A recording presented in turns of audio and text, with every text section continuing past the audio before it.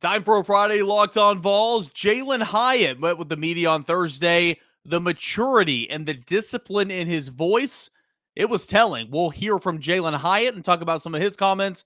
And Jesse Simonton of On3 Sports, we talked about his article yesterday. Now it's time for him to defend his SEC power rankings. All that and more coming up on a Friday Locked On Vols.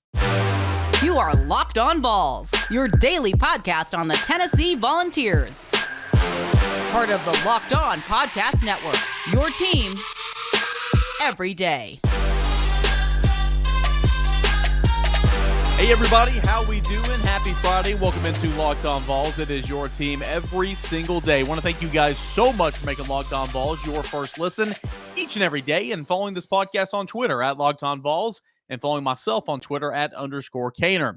I am Eric Kane, your host of this podcast. I do radio for 99.1 The Sports Animal. That's the flagship station for the University of Tennessee. I also write for the rival site covering Tennessee football, basketball, recruiting, baseball. That is volquest.com. And got a fun show we're going to get into here today. We got Jesse Simon coming up for the rest of the show. But here in segment number one, we've talked about extensively, and we'll continue to talk about extensively on this pod, how are you going to replace Javonte Payton and Velus Jones? Who is going to step up and kind of be a guy for you, right?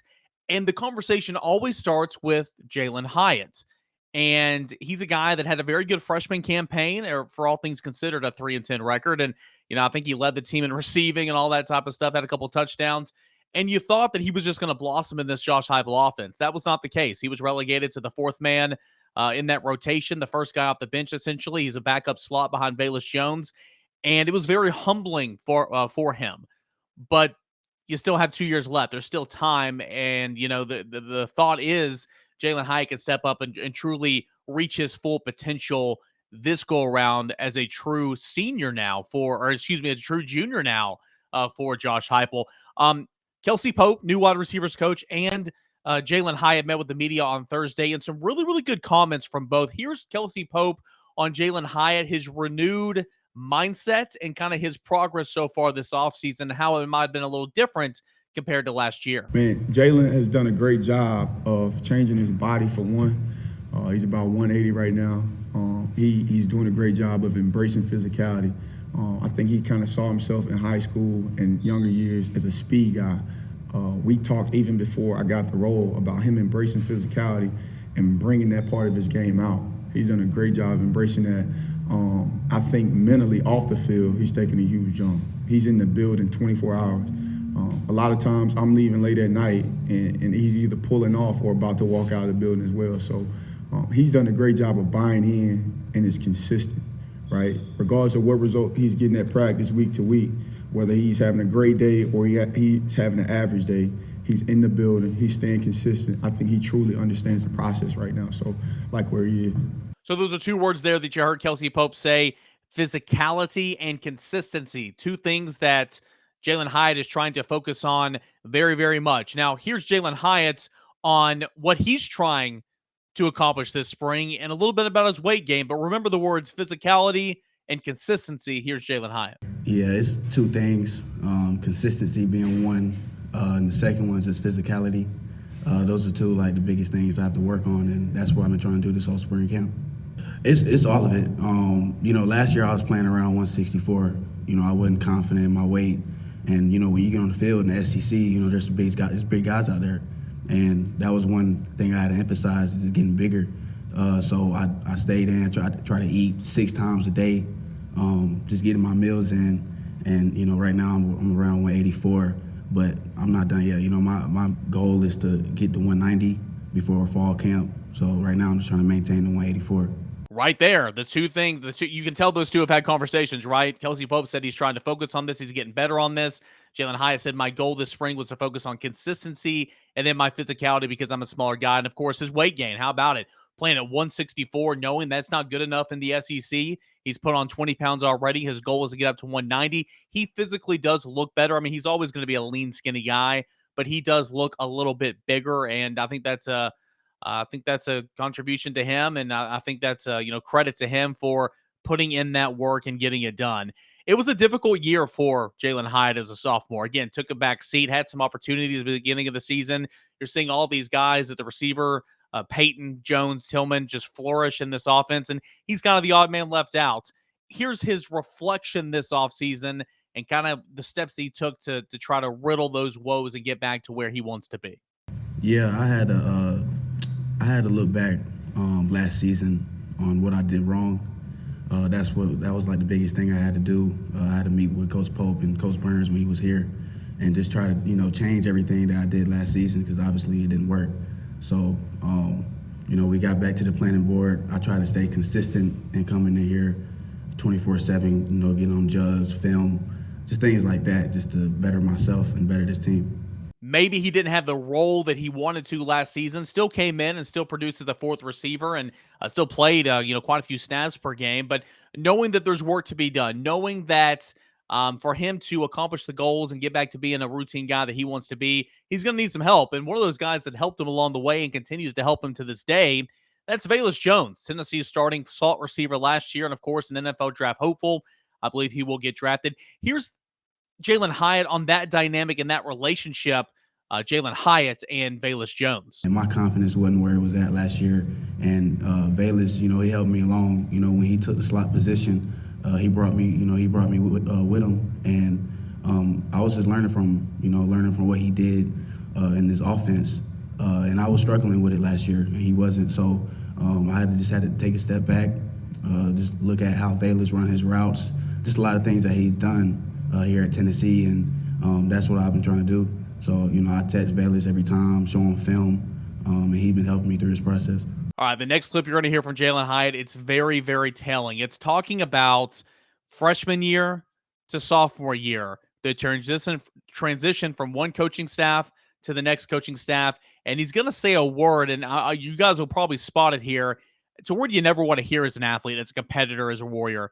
Give this a listen. Again, really good stuff here from Jalin Hyatt as he's opening up and owning his mistakes. Yeah, year one, my freshman year when Coach Pruitt was here and Coach Chaney,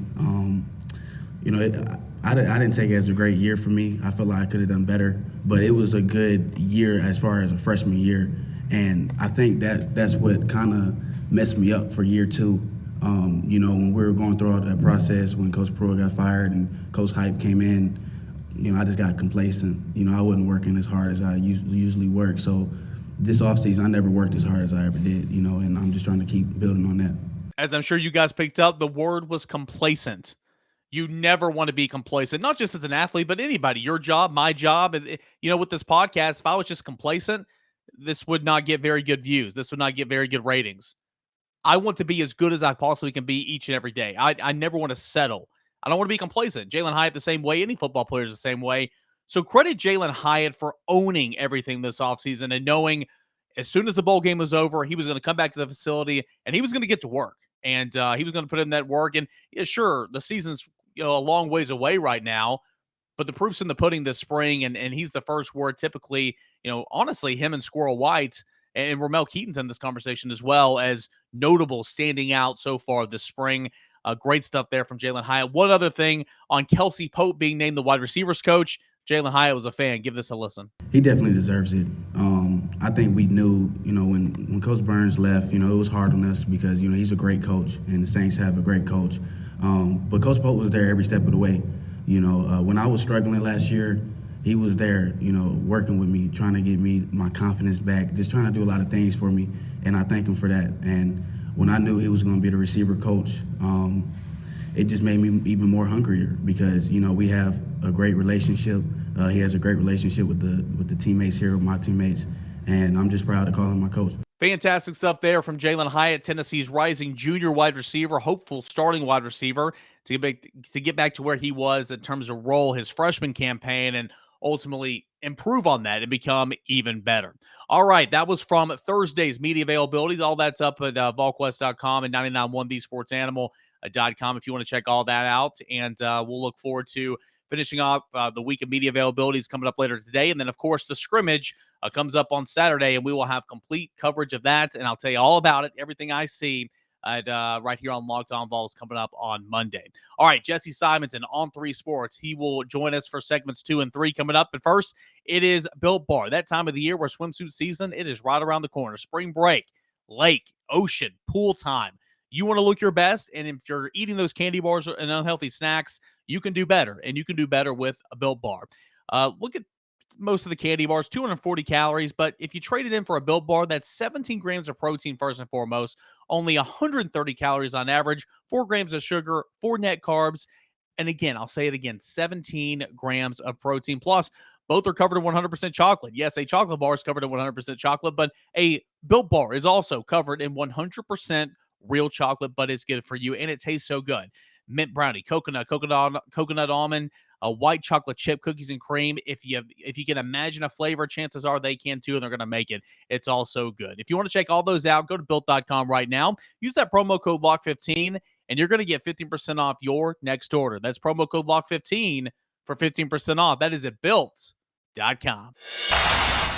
Welcome back into Locked On Vols. It is your team every single day. Thanks so much for making Locked On Vols your first listen, and of course watching on YouTube, subscribing there as well. On yesterday's show, we went over the new On3 power rankings for the SEC at this point in the spring session, and we talked about it. The man that wrote it, Jesse Simonton of On3 Sports, and now I want to bring him onto the show so he can defend his work. Jesse, what's up, man? How's it going, Eric? Good to see you, man. Yeah, good to see you, man. Appreciate the time. Looking at these power rankings, Love of the course. Background. Thank you. Yeah, a lot of Brave it. stuff back here. So a lot of Brave stuff. We're rocking the hat. Opening day, big stuff. Yeah, good stuff. Gotta love it. You got Tennessee here at number 5, so 5 out of 14. And you cite a couple of things, of course, the return of a quarterback, Hendon Hooker, pairing that with his Josh Heupel offense, seeing what they did in year 1. You also note, though, if you're going to take a step in year 2, the defense has got to stop somebody. Why Tennessee at number 5 here for you? I just think, and I've kind of talked about this even on other shows, that the SEC, I think, right now has a very defined top: Alabama, Georgia, Texas A&M. And we're even probably being a bit optimistic, including A&M in that, when they haven't won 9 or 10 games, except for one season with Jimbo. But they certainly have the roster for that. Then the SEC has a very defined bottom with Missouri and Vanderbilt. And so when I look at the rest of the league, I think Tennessee is one of these teams, and it's kind of a program potentially on the rise that has a higher ceiling than, say, Kentucky. Now, I think Kentucky also, certainly you can make a case, an argument that they could be the number 2 team in the SEC East in 2022. But I just like what the Vols have in terms of offensive skill, talent, and the schedule. It does set up, especially with the way, if they can get through September undefeated, beat Florida, I think that's going to give them some momentum, where at minimum they go 8-4. Maybe they can go 9-3, and 9-3. I think that probably makes them the second best team in the East in 2022. You bring up that schedule. What is a must-win game for Tennessee this year? I mean, I'll look at the schedule, and sure, you're not going to win all Florida. Those. Exactly. It's got to be Florida, right? If not, I mean, Florida owns you in this series, right? But if not this year, then when, right? I don't even think if not this year, when. I just think that for Tennessee and that fan base to actually believe that something is going to be different, they need to beat the Gators. And yes, this is a prime opportunity because Florida is obviously down this season and they're under their own rebuild with Billy Napier. But the fact that there is this kind of swelling optimism around the Vols, they need to take advantage. This is a team that is capable of not only beating Florida, but potentially competing with LSU in Baton Rouge. The LSU is not great this year. So Florida is a must win in terms of just the program optics. Can they actually take that next step? And I think it's also just a must win if Tennessee wants to continue to kind of build this momentum that they established in year 1 under Heupel. We'll get back to your power rankings here in just one moment. You check them out as well. It's an On3 SEC power rankings. Tennessee offensively, Josh Heupel. This type of offense, is it sustainable in the Southeastern Conference? We're going to find out, but do you think it is? The thing is that it works against a lot of MAC teams, and Tennessee is going to get to face a decent amount of MAC teams every year in the East. And so, is it championship caliber? I'm skeptical there. Now, Tennessee fans could throw back at me, hey, we put up plenty of points against Alabama last year, and they made it to the national championship. And they did move the ball against Georgia, which was a historically great defense. But the problem is that this offense, and you saw it in the Georgia game, and that's where I have my concerns when you face the better teams. You can move it between the 20, just fine. There's all sorts of space. Heupel's offense, this, Bear, Baylor air raid, almost sister type scheme that he's running here, it's gonna create layups for your quarterback. I think Hendon Hooker's a really good quarterback, but if he had real optimism in terms of what his draft potential would be, coming off last season, he would have entered the draft this year because this is a bad quarterback draft. And he did not do that. So, yes, Tennessee can put up points against the Vanderbilts, the Missouris, those sorts of programs. But when you get into the 20s against a team that has better athletes than you, a la Georgia, what happens when the field shrinks? And that's where the Vols just struggled. And that's where I think this offense, it needs space. And suddenly when you're in the red zone, you run out of real estate real quickly. Jesse, you covered the Tennessee program when it was a complete shit show, to put it bluntly, with Jeremy Pruitt. You've seen a lot of bad football here on Rocky Top. From afar, viewing Josh Heupel in year number one, do you think the guard's kind of changing here on the hill, and things are kind of looking up for the better? I think it probably starts more with what's happening behind the scenes. The administration, the Danny White being the new AD, and just kind of bringing some steadiness and stability to an athletic department that was not only fractured, it wasn't quite Auburn level chaos, but it certainly, was a cluster behind the scenes with a lot of, hands in the cookie jar. And I think Danny's come in there, and I am not on the ground anymore, but just talking to folks, I do think, from what I've heard, I think Danny's come in there and kind of said, hey, the buzzword this offseason with everybody was alignment. Tennessee was a year early on that. They did that last year. They really got lockstep. Let's all move forward in the same direction. And so that's the key. Well, is Heupel a guy that can, bring Tennessee back to, championship contention? I'm not sure. I think that the story's still out on that. There's a lot of concerns I think I do have defensively, both with the talent on the roster and just kind of what they're doing right now. But I mean, with the NIL collective and Nico, it certainly seems like they have some momentum. So if you can get some more players, who knows kind of what the future holds. We got Jesse Simonton of On3 Sports. You can give a follow on Twitter at Jesse R. Simonton, R.E. Simonton, and check out his work there. We'll have more from Jesse coming up and more on those power rankings that have Tennessee pitted 5th out of 14 at this stage in the spring in the Southeastern Conference. Hey, BetOnline.net. It's your number one source for all your sports betting news and information. Masters weekend is here. Opening day was yesterday. 7 games took place. I put some coin in my pocket. I hope you did as well. Baseball's here. This is a great time to jump in on all the action. You can do it all at betonline.net. Find all the latest sports developments, including this week's Masters Championship odds podcast, reveals all the different leagues this season. BetOnline is your continued source for all your sports wagering information, including live betting options, esports scores, and also your favorite Las Vegas casino games. Right now, head on over to the website today. Check out everything they have to offer. It's a plenty, and learn more about all the latest trends in the action. You can also do it from the palm of your hand by going to betonline.net. Betonline.net. It is where the game starts. All right, we got just a little bit left here on this Friday edition of Locked On Vols, chatting with our guy, Jesse Simonton of On3 Sports. Jesse, you were here to talk about the power rankings for the Southeastern Conference. You put this story out there a couple of days ago, but a new gig with On3, man. You it's like you've been positioned for a job like this for quite some time. You worked for SEC Country, of course, fallquest.com. You worked for the Miami Herald for a while. You have covered the Southeastern Conference for a long time, and now you're doing it on a national level for a great publication and On3. Yeah, I'm excited.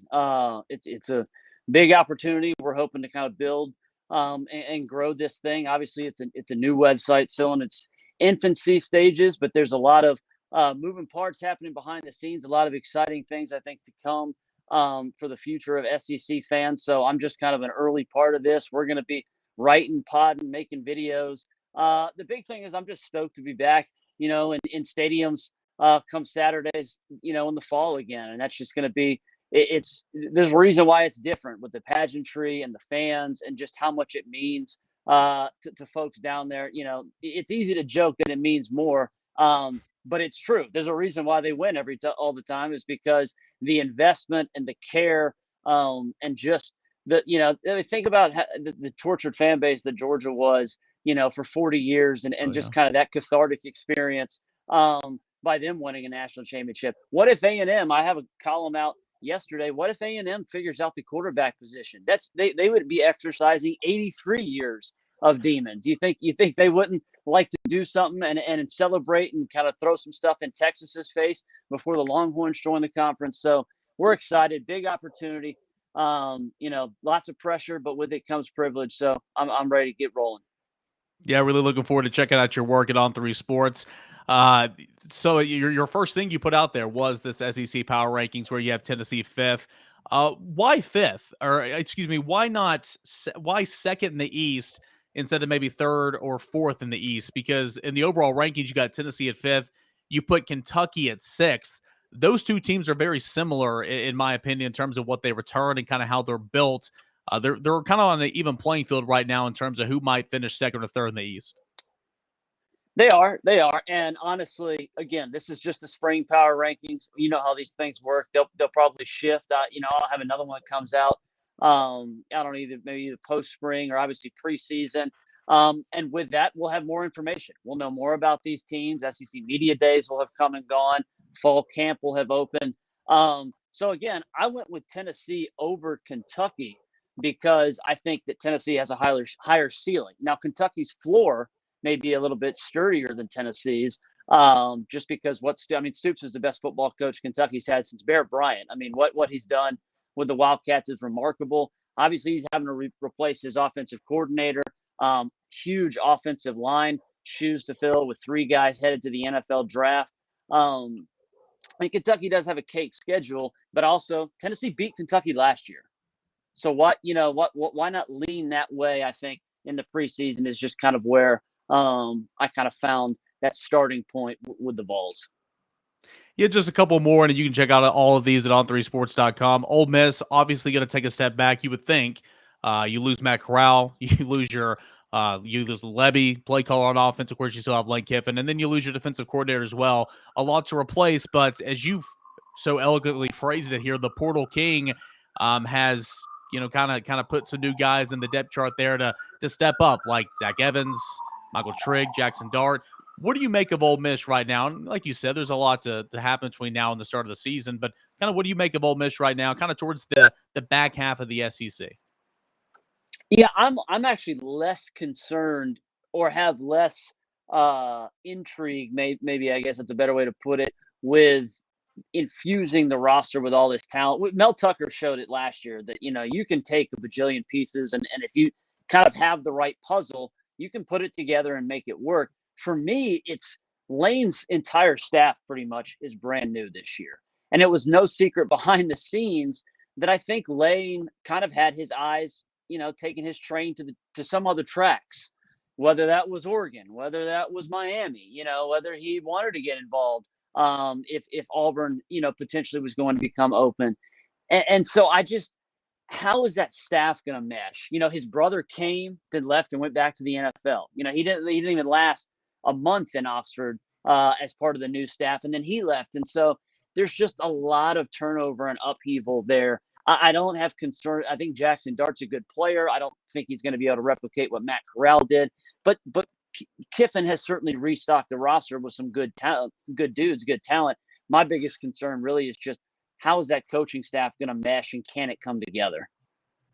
Last thing here for you. This is back on the SEC East side of things. A team that is clearly towards the cellar, not Vanderbilt, but I'm talking about Missouri. A lot of hype for Missouri coming into last season, and boy, did it fall short. If a quarterback is added to this Missouri club, how much better could it get essentially? Well, Eli has recruited well. I mean, they had their best recruiting class, I think, in school history this past year. Luther Burden, the 5-star receiver who they beat out Georgia for. was kind of the star of spring practice. Missouri is one of the few teams that has already wrapped up everything. They kind of started in February and got done really before spring even came here. So the quarterback, that's the position. You lose Bazelak. I don't believe in either guy that they have on the roster right now. A lot of folks are high on Sam Horn, the freshman that's coming in, who, again, Missouri beat out some bigger programs for. They're a team I would wonder, do they go portaling? You're going to see some guys, obviously, move before this May 2nd deadline following spring practice, guys that either don't win a job or want greener pastures elsewhere. JT Daniels is a name that is, obviously kind of percolated there. If I was JT, I probably wouldn't go to the SEC, wouldn't stay in the SEC if health is a concern and kind of one of the biggest questions surrounding my career right now. So I maybe look elsewhere, Oregon State or West Virginia, but that is an option for Eli. So we'll see. I think their quarterback depth chart and room, what it looks like right now, is not going to be what it looks like come the fall. Awesome stuff there from Jesse Simonton. Give him a follow on Twitter, Jesse R.E. Simonton, new at On3. And what's some stuff you got coming up here over the weekend, maybe next week? We got some takeaway stuff from there's 3 spring games, Kentucky, A&M, Auburn. And then I got a big look at kind of the biggest impact transfers, offensive and defensive guys who potentially make some noise for a bunch of different programs, across the SEC in 2022.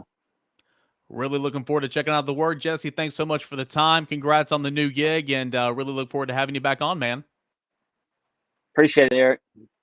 All right, that is Jesse Simonton. Does a fantastic job. Again, was on the Tennessee beat for years, so he knows the Tennessee program. Not the new regime, of course, but he was here for the prior 2, and it's done a fantastic job and will do a fantastic job covering the SEC for On3. Hey, that's going to do it here for this episode of Locked On Vols. We will have scrimmage number 2 of spring practice. It's open. We're going to be there. I'm going to be there, and I will tell you what I see, the trends, and everything that stands out, all that coming up on a Monday show. Thanks so much for making Locked On Vols your first listen. You guys have a fantastic weekend.